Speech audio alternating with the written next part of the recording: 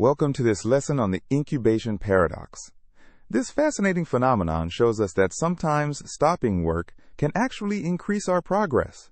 Today we'll explore the neuroscience behind why taking breaks makes us smarter. So what exactly is the incubation paradox? It's the counterintuitive observation that when you stop actively working on a problem, your brain continues to work on it unconsciously, often leading to breakthrough insights. The paradox is this: you work intensely on a problem, make no progress, then you take a break, and suddenly the solution appears. It feels like magic, but it's actually sophisticated neuroscience. Let me give you a classic example. Imagine you're working on a difficult math problem for 2 hours straight. You try every approach you know, but nothing works. You're frustrated and exhausted. You try approach 1, it fails. You try approach 2, it fails. You try approach 3, it also fails. Every path seems to lead nowhere. This is the frustration phase. Finally, exhausted, you give up. You go for a walk, take a shower, or go to sleep. You're not thinking about the problem anymore at all. Then suddenly, out of nowhere, the solution pops into your head. It feels like a gift from the universe. But where did this solution come from? The answer lies in something called the default mode network, or DMN. This is a network of brain regions that becomes active when you're not focused on external tasks. The DMN activates during rest, daydreaming, and mind-wandering. It was discovered in 2001 by Marcus Reichel and has revolutionized our understanding of the resting brain. The DMN includes several key regions: the medial prefrontal cortex, the posterior cingulate cortex, and the lateral parietal regions. These areas are highly interconnected. These regions are involved in autobiographical memory, self-referential thinking, and most importantly, for our purposes, unconscious problem solving. So what exactly happens during the incubation period? Let me break down the 3 main processes. Process 1 is unconscious recombination. Your brain continues to shuffle and recombine the information you've already encoded, but without the constraints of conscious thought. Process 2 is weak association strengthening. During focused work, you only see strong, obvious connections. During incubation, weak associations that you barely noticed get a chance to strengthen. Process 3 is mental fixation release. When you're actively working, you can get stuck in a particular way of thinking. Taking a break allows your brain to escape this fixation and explore new paths. Think of it like this. During focused work, you only access the strong connections. But during incubation, those weak connections at the bottom get strengthened and can suddenly become solutions. Let me show you the mathematics behind this. We can model neural activation patterns using a simplified equation. The activation A as a function of time equals A naught times e to the negative t over tau. This describes how a neural activation decays over time. A naught is the initial activation strength when you first encounter the information. Tau is the time constant for decay.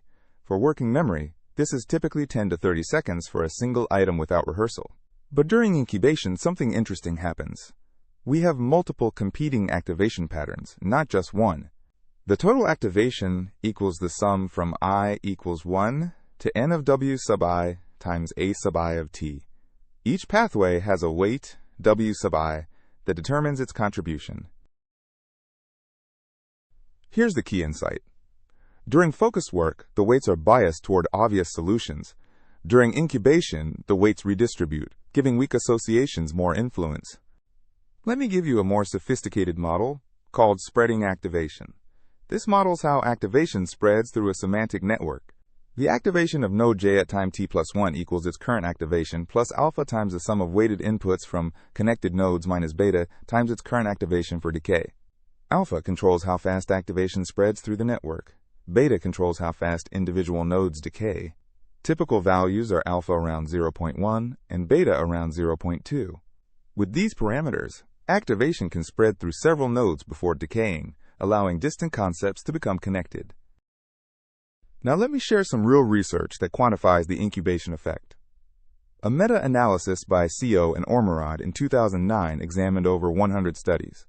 They found that incubation produces about a 30% improvement in problem-solving success compared to continuous work. That's a huge effect. If we denote the probability of solving with incubation as p-incubation and continuous work as p-continuous, then p-incubation equals 1.3 times p-continuous on average. The optimal incubation time depends on the problem, but research suggests a range from 15 minutes to 24 hours works best. Too short and the DMN doesn't activate. Too long and you forget the problem context. Let me give you a concrete example using the Remote Associates Test, or RAT. This is a creativity test where you find a word that connects three seemingly unrelated words. For example, find the word that connects cottage, Swiss, and cake. The answer is cheese. Cottage cheese, Swiss cheese, cheesecake. But this isn't always obvious immediately. Research shows that about 20% of people solve RAT problems immediately, but after a 10-minute break, 55% solve them. That's a massive improvement from unconscious processing. Why does incubation work so well? Because the RAT requires you to find distant semantic connections. Your conscious mind searches nearby, but your unconscious mind during the DMN activation searches more broadly. Now let's talk about one of the most powerful forms of incubation. Sleep. Sleep is not just rest, it's active memory consolidation and problem solving. During REM sleep, your brain replays experiences and recombines them in novel ways. The hippocampus and neocortex engage in a dialogue that strengthens useful connections. Here's the process. During waking, the hippocampus encodes experiences. During sleep, the hippocampus replays these to the neocortex for consolidation. Upon waking, the neocortex has integrated the information. A famous study by Wagner and colleagues in 2004 showed that sleep more than doubles the probability of gaining insight into hidden rules in a task. This is the power of offline processing. The probability of insight given sleep equals 2.3 times the probability given staying awake. Sleep isn't just passive recovery, it's active problem solving. Let's go deeper into the neurochemistry. What's happening at the neurotransmitter level during incubation? During focus work, your brain has high levels of norepinephrine and dopamine. These neurotransmitters enhance attention, but constrain the search space to what seems relevant. During incubation and DMN activation, norepinephrine decreases and acetylcholine rises. This neurochemical shift allows broader, more flexible thinking. We can express this as cognitive flexibility is proportional to the ratio of acetylcholine concentration to norepinephrine concentration. Higher acetylcholine relative to norepinephrine means more flexibility. This explains why relaxation, meditation, or even mild intoxication can sometimes enhance creativity. They shift the neurochemical balance toward exploration and away from exploitation. Now let's talk about practical applications. How can you intentionally leverage the incubation effect in your work? Strategy 1. Time box your focused work. Don't grind on a problem for 5 hours straight. Work intensely for 45 to 90 minutes, then take a real break. Strategy 2. During breaks, engage in unrelated activities. Go for a walk, do light exercise, take a shower, or work on a completely different problem. Don't just scroll social media. Strategy 3. Deliberately sleep on important problems. Before bed, spend 10 minutes reviewing the problem and the approaches you've tried. Then let your sleeping brain work on it. Strategy 4. Keep a notebook or phone ready to capture insights. Incubation insights often arrive at unexpected times. You need a system to capture them immediately before they fade. The cycle looks like this. Work intensely for 45 to 90 minutes. Take a 15 to 30-minute break doing something unrelated. Then return and capture any insights that emerged. Let me ask a question. Why does taking a shower seem to be particularly good for generating insights? Many people report their best ideas come in the shower. The answer is that showers provide nearly perfect incubation conditions. You're engaged in a simple, automatic task. There's white noise from the water. You're relaxed. Your DMN is highly active. Additionally, the mild sensory deprivation of being in an enclosed space with repetitive sensory input actually enhances DMN activity. Your brain turns inward. This is the shower effect. Warm water, white noise, automatic behavior, and boom, your DMN lights up and delivers insights. Let's talk about the neuroscience of those sudden aha moments. What's actually happening in your brain during an insight? Research using EEG and fMRI shows that insights are preceded by a burst of gamma oscillations in the right anterior temporal cortex. This happens about 300 milliseconds before you consciously experience the aha. Gamma oscillations are high-frequency brainwaves between 30 and 80 Hz. These are associated with binding together disparate pieces of information. The anterior cingulate cortex, or ACC, detects when a conflict in your thinking is suddenly resolved. It signals that you found a coherent solution. Here's what the signal looks like. Before insight, you have low gamma activity. Then suddenly there's a burst of gamma oscillations, and 300 milliseconds later you consciously experience the aha moment. Now let me answer an important question. Why does the solution feel like a gift? Why doesn't it feel like your own work? The answer is that your conscious mind had no access to the unconscious processing that was happening in the DMN. It's like the solution was computed by someone else and handed to you. But it absolutely is your work. It's just unconscious work. The intense effort you put in beforehand was essential. You loaded all the relevant information into your brain. The incubation period just allowed that information to recombine. We can write, insight equals effort plus incubation. You need both. Without the effort, there's nothing to incubate. Without incubation, the effort can't reorganize into insight. Let me give you some numbers on the time course of incubation. How long do different types of incubation take to work? Short incubation of 5 to 15 minutes works for relatively simple problems, where you just need to escape a mental fixation. Medium incubation of 2 to 4 hours works for moderately difficult problems. This might be working on something else during the day or taking a long break. Long incubation of 12 to 24 hours, including sleep, is best for complex problems requiring deep insight. Sleep-dependent consolidation is crucial here. We can model the probability of success as a function of incubation time as P, success of T, equals 1 minus e to the negative t over tau incubation. This is an exponential approach to maximum probability. The time constant tau incubation is typically 4 to 8 hours for most creative problems. This means after 8 hours, you've gotten most of the benefit you're going to get from incubation. Now let's talk about individual differences. Does incubation work equally well for everyone? People with high working memory capacity actually show a smaller incubation benefit. Why? Because they can hold more information consciously and are less likely to get fixated. People high in openness to experience show larger incubation benefits. Their DMN is more active during rest, and they make more unusual associations. Domain expertise matters hugely. Incubation is more powerful when you have rich knowledge to recombine. A chess grandmaster benefits more from incubation on chess problems than a novice. Let me address some common misconceptions about the incubation effect. Myth 1.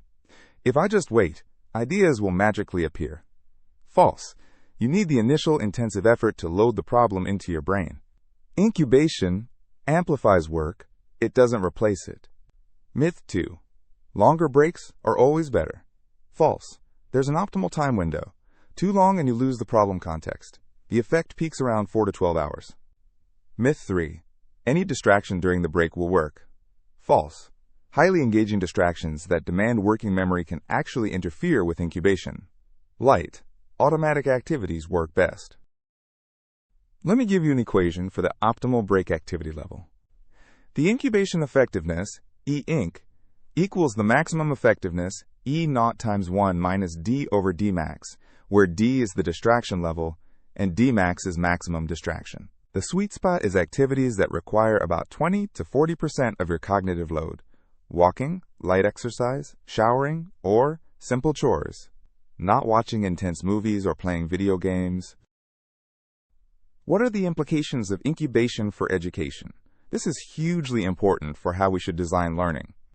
Spaced practice, where you study material in multiple sessions separated by time, leverages incubation. Each gap allows unconscious consolidation and connection making.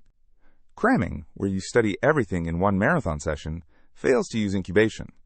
You load information but don't give your brain time to process it offline. Research shows that spaced practice produces about 50% better retention than massed practice. Retention spaced equals 1.5 times retention massed. What about implications for work and creativity? How should we structure creative work? Multiple short sessions with breaks beat one marathon session. 3 2-hour sessions with breaks between will produce more and better ideas than one 6-hour session. Schedule creative work to precede natural breaks and sleep. Work on your hardest problems in the hour before lunch, before your commute home, and before bed. Let incubation work for you. The optimal creative cycle looks like this: hard focused work, then break or sleep, then insight review where you capture and evaluate ideas, then the next cycle of hard work. Let me also discuss when incubation fails. It's not a magic bullet. Failure mode 1, insufficient initial encoding. If you didn't really engage deeply with the problem, there's nothing for your unconscious to work with. You need that initial, intense effort. Failure mode 2, wrong type of problem. Incubation works best for insight problems requiring new connections. For problems requiring brute force calculation or memorization, incubation helps less. Failure mode 3, excessive stress or anxiety. High stress keeps the DMN suppressed. Your brain stays in threat detection mode rather than exploration mode. You need psychological safety for incubation to work. How can you measure whether incubation is working for you? Let me give you some practical metrics. Track your problem-solving success rate before and after breaks. Keep a simple log. Did you solve problems after returning from breaks more often than during continuous work? Note where your insights actually occur. Are they during focused work sessions or during breaks and upon waking? If most come during focused work, you might not be taking enough breaks. Experiment with different break durations and activities. What works best for you? Some people need 15 minutes, others need 2 hours. Some do best with walks, others with naps. Let me get into some advanced computational models of incubation for those who want the deep details. Constraint relaxation models suggest that focused work imposes constraints on the search space. Incubation relaxes these constraints, allowing previously excluded solutions to emerge. The solution space during incubation S-inc equals the initial solution space S-init, union with the set of solutions S, where the fitness F of S is greater than the relaxed threshold theta relaxed. Spreading activation models that I mentioned earlier can be extended. During incubation, activation spreads through semantic networks with different dynamics than during focused work. Neural network models with noise injection show that adding random noise during offline processing can help escape local minima. This models the increased neural variability during DMN states. From an evolutionary perspective, why would the brain have this incubation mechanism? What's the adaptive value? Incubation allows problem solving to continue during low-threat periods when focused attention isn't needed for survival. Your ancestors could work on problems while gathering food or resting. It balances exploration and exploitation. Focused work is exploitation, using known methods. Incubation is exploration, finding new methods. Both are essential for survival. It prevents cognitive exhaustion. Without incubation, our ancestors would waste energy on futile repeated attempts. Taking breaks and letting unconscious processes work is metabolically efficient. Let me summarize everything we've learned about the incubation paradox. When you stop working, you activate the default mode network, which engages in unconscious recombination and problem solving. During incubation, weak associations that were barely noticeable strengthen below conscious awareness, sometimes leading to breakthrough insights. The solution feels like a gift from nowhere, but it's actually the delayed output of offline processing that your conscious mind couldn't access. The optimal way to use incubation is intense focused work to load the problem, followed by strategic breaks of 15 minutes to 24 hours doing low-demand activities. Sleep is the most powerful form of incubation, with REM sleep providing memory replay and novel recombination that can double insight probability. The paradox is resolved when we understand that both work and rest are productive. Work loads information and explores obvious paths. Rest allows unconscious recombination and insight. Here's your practical takeaway from this lesson. Trust the process.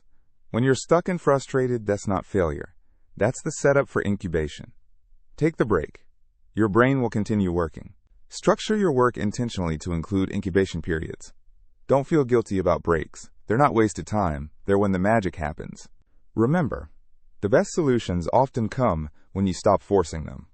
Sometimes the most productive thing you can do is take a walk, take a nap, or just let your mind wander.